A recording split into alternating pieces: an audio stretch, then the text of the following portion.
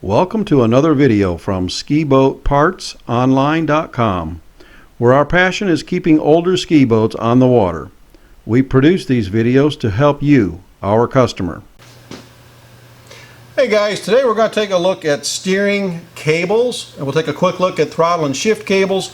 But I get the call probably once a week. Somebody want to know what cable do I need for my boat? Well, what boat do you have, or what do you have? And sometimes we'll have a cheat sheet that will tell us which boat models take which steering cable. But quite often we don't have that information, so we need to ascertain it and get the answer from you, the boat owner. And the next question is, well, how do I measure it, or how do I know what we have? Do I have rotary or do I have rack? So here is a quick tutorial on going through these steering components. I've got a pair of replacement cables. One's rotary, one's rack. This is the aft end. This is the part that attaches at the back of the boat. Your support tube and your clamp blocks hold this. They are the same. Rotary and rack cables are going to be no different on that end. The difference comes at the helm side. Now this happens to be a rotary cable with a quick connect end, which is virtually all of them now. This plastic tube is there just to protect your upholstery and carpet from grease. There's grease all along this cable. You want to keep that off your upholstery, so leave this on until the last minute. Make sure you got some paper towel or rags, because you're going to get some grease on your hands when you thread one of these in. So again, how do I know it's rack or rotary? On your dashboard, your steering wheel is up in front of you here, but behind the dash is this part of the helm, the back side. If you have a helm that looks something like this, our cable is going in one side, it wraps around a drum, comes out the other side to a take-up tube, you have a rotary steering system. I don't have a rack helm handy here, but the rack helm will not have all of this stuff here. It's simply slender and has a 4-bolt fitting on the bottom of it where the rack cable. Now here's how you tell the rack apart. If you have a rotary system, you will not have this big black bar on here. But a rack system, this is the rack. It's about 15-16 inches long. It's steel, about 1.5 inches wide. And there will be 4 bolts that bolt up into the helm assembly. That's what holds the rack in place. It does not thread in. This comes with the cable. Don't try to take this apart. Just drop the 4 bolts down, and this will come right off the helm assembly. Inside here you'll see gears. Once you take it off, that's attached to the cable internally, not a serviceable item. Comes pre-greased, ready to go. So if you have a black bar under your helm, you've got a rack system. If you have a helm where the cable wraps around a drum, you have a rotary system. Now, we've determined a rack or a rotary. We know which two we have. The next complication. On a typical older ski boat, your steering cable will thread onto the helm with a large nut. If your cable does that, you have most likely what we call a big T steering helm. Cables for those are virtually obsolete, hard to get if you can find one. They've all been replaced with the quick connect style cable. How do you connect a quick connect cable into a threaded spigot? Easy. You get the optional adapter. Again, you only need this if your old steering cable has a large nut that holds it in place. You pull the nut off, unthread the steering cable. Your replacement cable will not have that nut. You need to buy one of these adapters.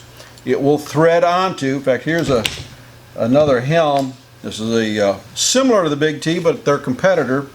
If you've got threads, this will thread on. Now there's a plastic insert inside this adapter.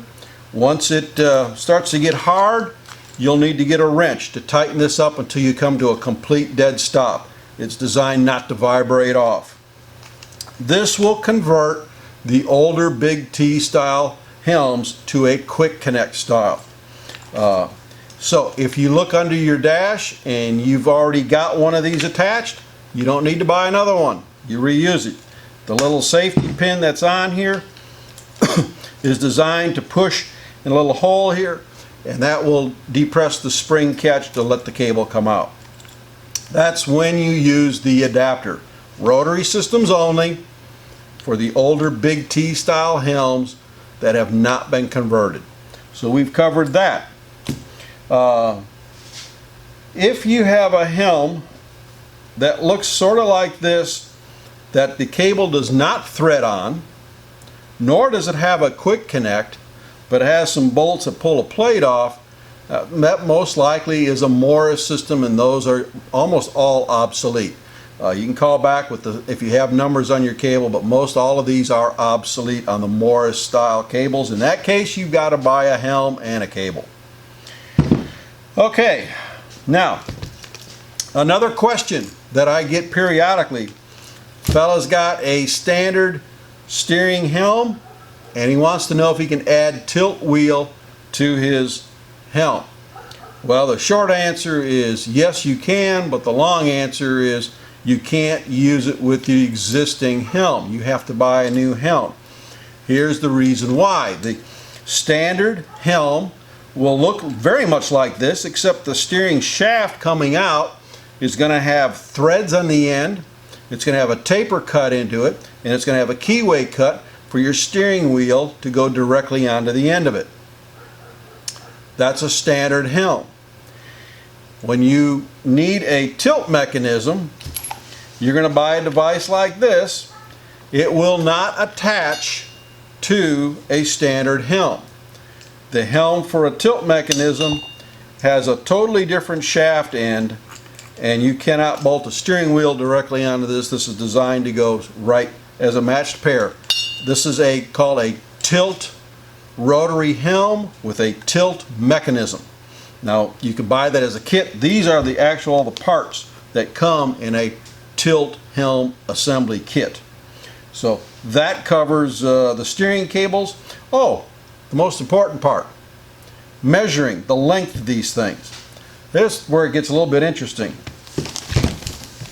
I will show you somewhere on this one. It was easy to see. I saw it a minute ago. There we go. We see the letters in here that, and I'll do a close-up of that show you the different model numbers. The last two digits are 1-4 on this one, indicating it's a 14-foot cable. Some of the brands will actually say 14 FT for feet. Some of the cables used inches, how many inches the cable was. Some of the older cables use some weird secret code that they used. You can't decipher what the actual length is. So, how do you measure the length of a steering cable? This one here happens to be a 14-footer. You can stretch this, once you get it out of the boat, you can stretch it out straight on the floor. You may have to have someone hold their foot on one end while you go to the other end. And I defy you to take a tape measure and find anything on this cable that measures 14 feet. You can go from the very end to the beginning of this end. You can try just the plastic housing. Nothing's going to add up to 14 feet. So there's a bit of a mystery. How do you get the length? How do you come up with 14 feet? Here's how you do it.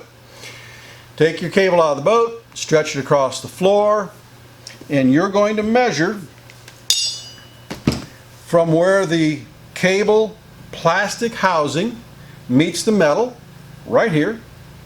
Stretch it all the way to the opposite end where the plastic housing meets the metal, and you're going to measure the plastic housing only, just the plastic housing length. Once you have that number, you're going to add 18 inches. Once you have that number, you will round up to the nearest foot. That is how Teleflex tells you to do it, and when you do it, it measures up to 14 feet.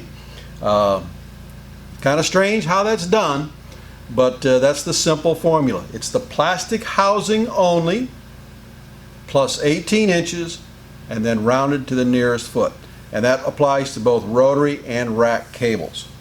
So I'm going to take a quick pause, and then we're going to take a quick look at throttle and shift cables. Throttle and shift cables are a little bit easier. They're easier to deal with. They're a lot lighter, smaller to move through and route through the boat and pull through. But the length on the cable, again, there'll be an area on the cable where they stamp the numbers in, but on some of the older ones you're not going to find it. It's hard to find. They're dirty. But if you pull the cable out and you stretch it on the floor, get it straight, have someone help you with a tape measure. A throttle or shift cable is measured from the very end of the cable to the other very end of the cable. The two extreme ends, the farthest points along the line, that is how you measure a throttle and shift cable. While I'm talking about these, the questions come on the ends. There are two basic styles. Well, I guess there's three ends that are common out there. At your throttle, you're going to find brass pivots. They thread onto here. They need to be replaced periodically. I would say no more than 500 hours, and you should be replacing these pivots. It's a wear item. These brass pivots do wear. When we sell them, they come with a new replacement brass cotter pin.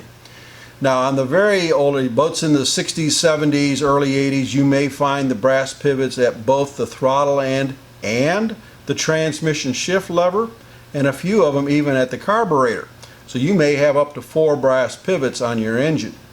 But most of the boats built in the 80s and 90s and newer, at the throttle side, you're going to find a quick connect. It threads onto the cable. It's got a ball, a spring-loaded ball joint. That's going to be more common at the transmission and the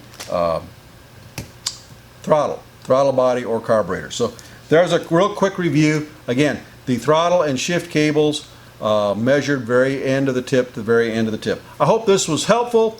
Explained a few questions and help you figure out which cable I needed for your boat. Again, if you have a question, give us a call and we'll be happy to try to answer your question. Thank you and God bless. Thanks for watching this video from SkiBoatPartsOnline.com. My name is Ron and we appreciate you watching our videos. If you like these, hit the like button. And if you want to see more of them, hit the subscribe button. Thank you and have a great week boating.